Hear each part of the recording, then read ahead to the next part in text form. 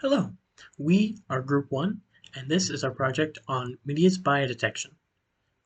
This is all of our members. The motivation behind developing an AI media bias detection model is the importance of understanding bias in the media. Media is a key way that many people get information, and it shapes their opinion on various issues. Media bias is a substantial problem because it shapes how people perceive a topic through the writer's setting, framing, and the reader's prior perception of similar topics that can increase polarization. Media bias can influence and misdeliver information regarding important topics such as wars. In 2003, a study about the perception of the Iraq War revealed that over 40% of Fox News viewers falsely believed the war is justified by weapons of mass destruction found in Iraq. There are several types of media bias that we are trying to identify in this project. Ideological bias is when an author allows their political opinions to inform their perspective on certain events or subjects. This is not necessarily a strong left or right bias. People who have more moderate opinions and are closer to the center also have certain ideas that inform their philosophy. When we identify ideological bias, it is helping us identify the ideas that an article intends to convey.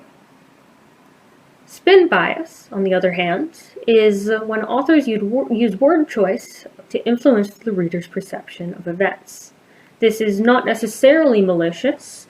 Many authors will do this in order to try to attract more attention to their article. However, events and details can be exaggerated or obscured in the reporting of this, and that is when we begin to have a problem. Both ideological and spin bias can be used to present information dishonestly, whether maliciously or not. Detecting bias is important because it helps us ensure that the information we get is accurate and fair, or if it is biased, we're aware of it when consuming media. However, media bias can be tricky to identify due to its vague definition, different forms, and the fact that it often goes unnoticed. Different types of bias require different levels of detecting them and can be seen at the sentence level, article level, journalist perspective, or even the media outlet itself. So one form of media bias is lexical bias, which can be found through word choice and sentence structure, and another type is contextual bias, which can be found through the framing and selection of information in an article. Contextual bias depends on the bigger picture, since bias overall is context dependent. This kind of bias can be seen when we look at the broader context, such as the background of a media outlet, the framing and context provided inside the article, and this impacts how the reader understands an issue large scale. Authors will sometimes use the passive voice in a way that obscures responsibility for actions or to avoid naming the subject of a sentence. Earlier this month, CBS News reported on a shooting that occurred in a train station in Brooklyn and simply said that the NYPD officer was wounded in shooting with an armed suspect. In reality, what happened is that the armed suspect was carrying a knife, and the person who shot the police officer was actually another police officer who shot him by accident. However, the way that this sentence is framed implies that the armed suspect was the person who shot the police officer. So we did some research on current state-of-the-art models used for media bias detection or related areas. So one of these is the bidirectional encoder representations from transformers, also known as BERT. And this model is used for natural language processing, and a pre-trained BERT model can be fine-tuned with just one additional output layer to create state-of-the-art models. So one example use of this is sediment classification used in COVID-related media bias analysis. So in this article, the authors use BERT to identify the sentiment of different sentences inside of COVID media articles to see related biases, whether it was positive, negative, or neutral. And one downfall of the BERT model is that it does require a significant amount of task-specific labeled data when trying to fine-tune it to create state-of-the-art models. Roberta, a robustly optimized BERT pre-training approach, was created in an attempt to fix this problem. As the name suggests, the model is based off of BERT, but adding additional pre-training. Pre-training, again, as might suggest, is training before the main specific training has to be done. This means it is used to more general data, so it can be better at than specific data. Both of these models were tested on multiple different reading comprehension tests, including the SQUAD tests, and as shown, Roberta scored much higher. One implementation of these models was created by the Bipartisan Press. The Bipartisan Press created a bias analyzer in 2019, which they then proceeded to upgrade as new models came available. Originally, it was based off of BERT, and then later, Roberta. The idea was that they could analyze an article and give it a score, -42 to 42, based off if it was left or right leaning, with the higher numbers being it was more biased. This chart found that on articles created by CNN or Breitbart that they were majority left-leaning. Now, as helpful as the Bipartisan Press can be, there are some limitations with how it discusses bias. It tries to collapse things onto just one or two axes, largely just a single left-to-right score, which really doesn't capture kind of the nuance of human thought and human bias. Sometimes it'll dip its toes into the full kind of classic political compass with the authoritarian, libertarian axis, but even that, that approach faces some criticism. For instance, there's some Western centrism on kind of the political compass as a whole. The test for it has poorly constructed questions, and really the most important part is that left to right is only one way to categorize thought. Often it's more helpful to kind of consider things in a more nuanced and more multidimensional manner. T5 is a text-to-text transformer which is used for transfer learning, which involves a model that is pre-trained before fine-tuning it downstream for more specific tasks. So this is a very versatile model used for natural language processing tasks where we treat everything as a text generation problem. So this is pre-trained on a large general purpose data sets, which leads to an issue of inheriting biases present in those data sets. So where we are detecting bias, another area of this is when an AI model itself is biased. So this is something we will need to look out for. And C4, or Colossal Clean Crawled Corpus, is used to train the T5 text-to-text transformer models, and this is used to achieve state-of-the-art results on many benchmark covering areas such as summarization, question answering, and text classification. So in our context, this could be used for summarizing articles to see the overall context so we can look more into context bias, and also classifying different areas of the text. So one issue with this is that we can only pass in shorter input sequences, which have to be less than 512 tokens. Now we're going to talk about XLNet. It's another state-of-the-art model, and it uses a permutation-based ultra-aggressive method. So models like BERTA or Roberta use this bidirectional, captures bidirectional context, but it's not random, so it goes in one behind the other words. It uses masking, so it tries to guess the next word, and based on the guess and the results of the actual word, it gives you like a biased score. And in this model, it's not like that. It's random permutations which avoid the masking and hiding words. This can prevent some errors like leaking the hidden words. It's an error that's common in models like BERTA or Roberta, and it's good for recognizing subtle bias and all the complex relationships between the words in the text, not just one, like the ones behind or in front of the word. It makes relationships with a lot of words, not just the ones next to them. But there's a problem to this model that requires a lot of computational resources, and it usually takes longer than normal methods. It's in conclusion, it's really accurate, but it's also really expensive, as we can say. We might use this for a project if we want to be very precise with our results, and we don't care about the computational resources and the time it's going to take to load. But it's definitely a good option. Now, another approach that has some advantages is called BIPOL, named for bias and polarity. Now, this is a two-step approach with a couple of goals. It aims for explainability. It wants the model to be able to justify its ratings. And then another pro is that it's multi-axis. So the idea with BiPol is you have one kind of corpus level analysis that examines blocks of sentences or groups of selected sentences from a text using some sort of kind of large language model, some sort of transformer architecture or something.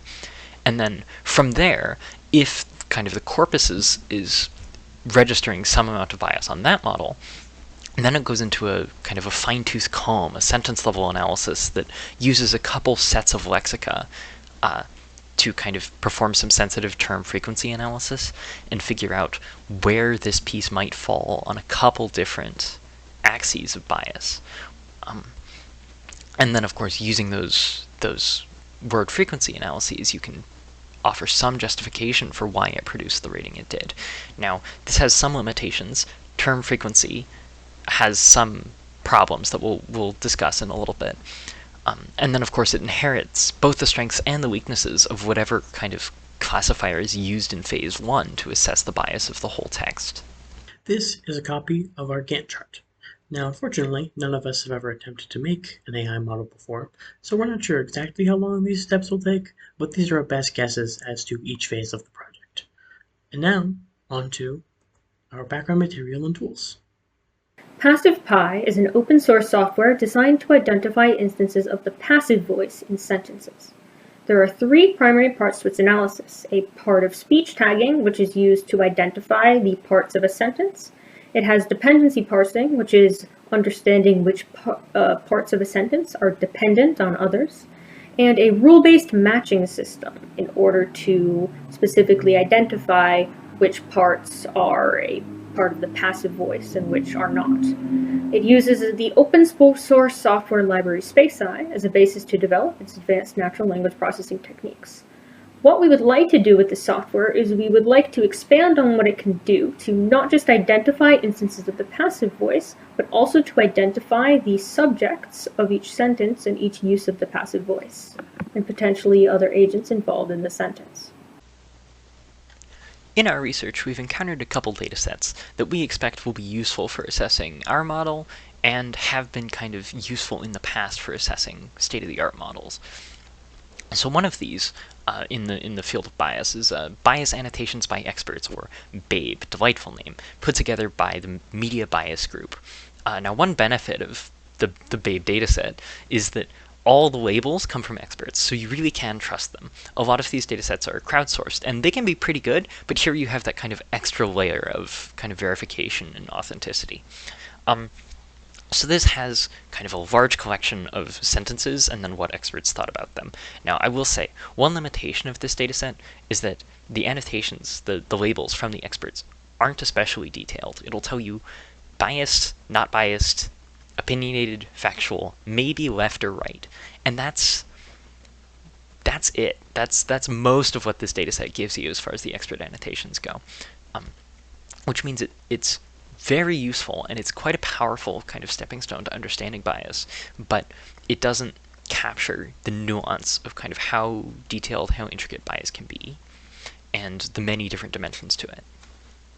Another source of data we've found and we're excited about is the MBIB, the Media Bias Identification Benchmark, which is really kind of a composite of a bunch of different data sets that are kind of combined and put together into this benchmark that's designed to be applied to bias identification models. Now, some of the kind of constituent data sets are crowdsourced, so we don't quite have the verifiability of the expert annotations in BABE, but they're still pretty good, and they're still used in practice for assessing these kinds of models. And sometimes the bias annotations really kind of get a little more into the weeds. For instance, one of the constituent data sets, the Ukraine News Corpus, rates bias on axes like, are there hidden assumptions, framing, subjectivity, that kind of thing. Which components of the language kind of exemplify this bias, and how does it show through in kind of that kind of subtler structure, which is the kind of thing that we want to look at.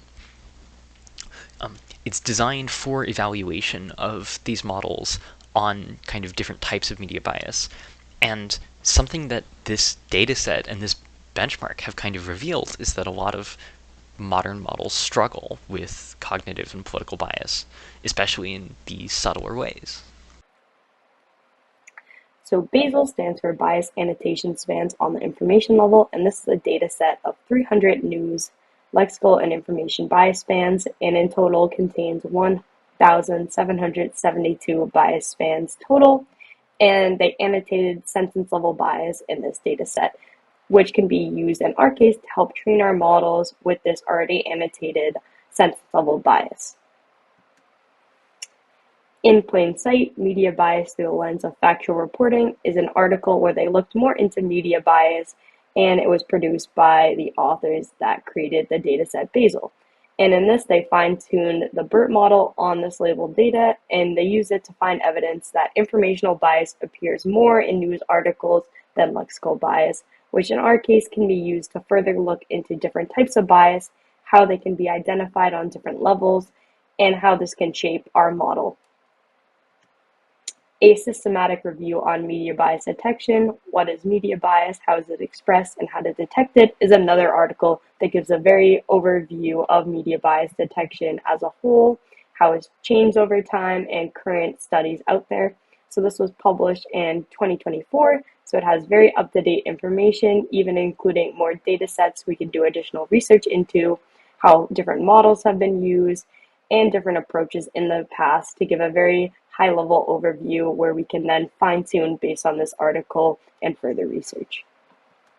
Another tool we research for a project is the Giant Language Model Test Room, which is it's used for detecting AI in text, but for our project we're gonna use it to identify unnatural word choices and passive voice that can obscure the responsibility, which means it can be biased.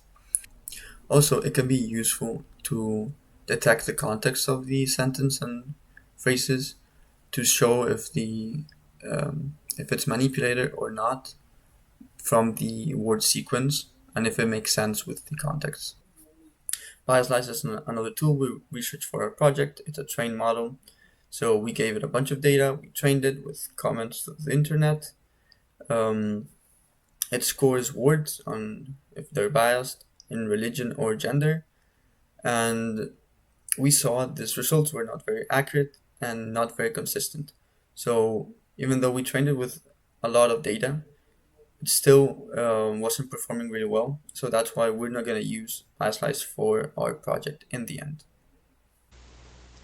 One reason that bias detection is so difficult is because language is subtle and language is sneaky.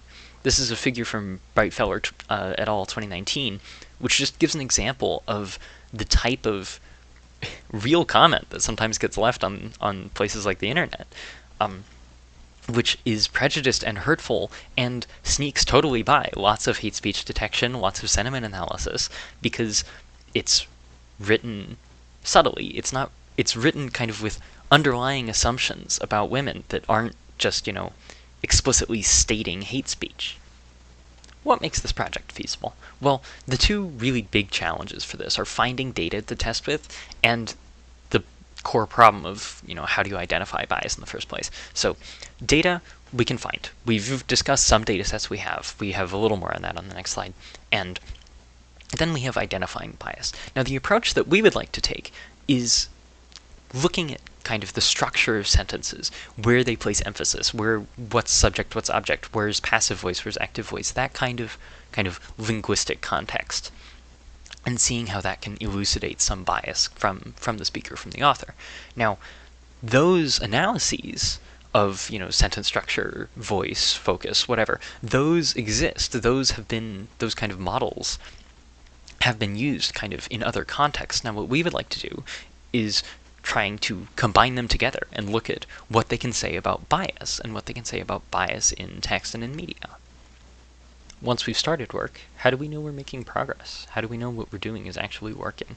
Well, we've talked about some existing data sets that we're going to use, BABE, MBIB, BASIL, things like that. But if we find that they're not sufficient for the kinds of cases that we want to be able to test, we are also prepared to augment that with kind of manually tagged examples that will accumulate from kind of the news we read and things like that. So we have plenty of data to test on and plenty of test cases to build from.